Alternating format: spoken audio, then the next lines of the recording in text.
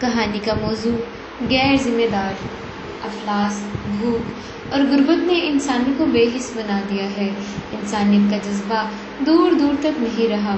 ایسے لوگ بس یہ چاہتے ہیں کہ پیٹ کا ایندھن کسی طرح بھر جائے، دہشت گردی سے، چوری یا ڈکیتی سے۔ بعض لوگ تو چھوٹی چھوٹی چوریاں کرنے سے دریغ نہیں کرتے، موٹر کے وہیل، سائیکل کا ٹائر اور گٹر کے ڈھکن تک چوری کر لیتے ہیں۔ چلو دوسری چھوٹی موٹی چوریوں سے لوگوں کو فرق پڑتا ہے یا نہیں، لیکن گٹر میں ڈوبنے والے بچوں کا صدمہ والدین کے لیے جان لیوا ہوتا ہے۔ اسی طرح کی کئی خبریں سننے میں آتی ہیں۔ گٹر کا مین ہول کھلا تھا اور 2 بچے ایک ہی گھر کے اس میں ڈوب گئے۔ ایک 2 سال کا بچہ جب گٹر میں گرا تو بہن نے جھک کر اسے بچانے کی کوشش کی، مگر وہ بے اختیار اس میں گر گئی۔ گلی میں شور مچ گیا اور بچوں کے مر جانے سے والدین دھاڑے مار مار کر رو رہے تھے۔ چوری کرنے والوں کو ذرا بھی احساس نہیں تھا کہ اگر چند روپوں کی خاطر یہ چوری کر رہا ہے تو اس کے نتائج کیا ہوں گے۔ اگر یہ احساس ہوتا تو شاید وہ کبھی چوری نہیں کرتا۔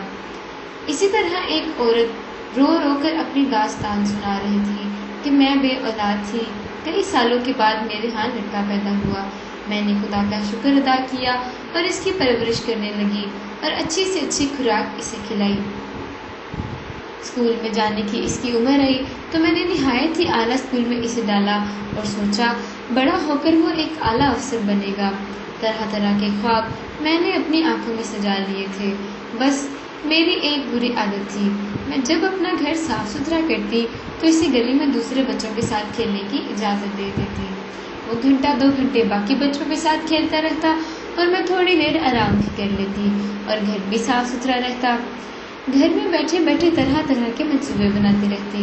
فلاں دن اس کے لیے اچھے سے کپڑے لے کے آؤں گی، فلاں دن اسے لے کر اچھے سے پارک میں جاؤں گی یا چھٹیوں میں والدین کے گھر لے کر جاؤں گی تاکہ بچوں کو رشتہ داروں سے میل جول رکھنے کی عادت ہو۔ ہر وقت یہی سوچتی کہ میں کیا کروں گی، میں وہ کروں گی، میں یہ کروں گی۔ دل کو سکون سا آ گیا تھا کہ قدرت مہربان ہو گئی ہے اور اللہ نے مجھے یہ لڑکا عطا کیا ہے۔ ایک روز میں صفائی سے فارغ ہوئی تھی تو پپو نے کہا، امی آج میرا دل باہر کھیلنے کو نہیں کرتا، باہر بہت گرمی لگتی ہے اور میں ٹی وی پر کرکٹ میچ کھیلنا چاہتا ہوں۔ میں نے اسے کہا، دیکھ لو بوٹ والے پاؤں قالین پر نہ رکھنا، لیکن تم میچ دیکھ سکتے ہو۔ یہ کہہ کر میں اپنے کمرے میں سستانے چلی گئی۔ تھوڑی دیر میچ دیکھنے کے بعد اس کے دوستوں نے اسے آواز دی تو وہ چپکے سے باہر نکلا اور دوستوں کے ساتھ کرکٹ کھیلنے لگا۔ کرکٹ کی گیند اس کے قریب سے گزری تو وہ بے اختیار گیند کی طرف بھاگا۔ گٹر کا مین ہول کھلا ہوا تھا، وہ بے اختیار اس میں گر گیا۔ باقی بچوں نے شور مچایا اور میرا دروازہ کھٹکھٹایا۔ میں بے اختیار باہر کی طرف لپکی، کئی لوگ جمع ہو گئے تھے اور جب اس کو باہر نکالا گیا تو جانتی ہے وہ آخری سانس لے رہا تھا اور اسپتال پہنچنے سے پہلے ہی اس کا دم نکل گیا اور میرے گھر کا چراغ بجھ گیا۔ وہ بے اختیار رو رہی تھی اور اس کا رونا مجھ پر بھاری تھا۔ پھر رو رو کر ایسے لوگوں پر افسوس ہو رہا تھا کہ صرف چند روپوں کی خاطر کسی کے گھر کے چراغ کو گل کر دیں گے۔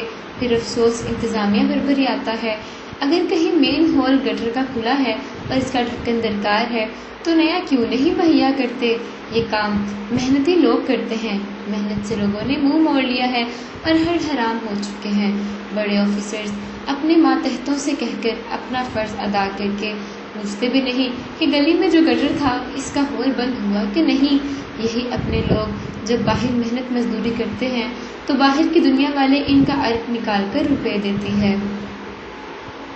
ان کا اتنا ڈر خوف ہوتا ہے کہ وہ کوئی غلط کام نہیں کرتے، جو ہدایت ملتی ہے اس کے مطابق چلتے ہیں۔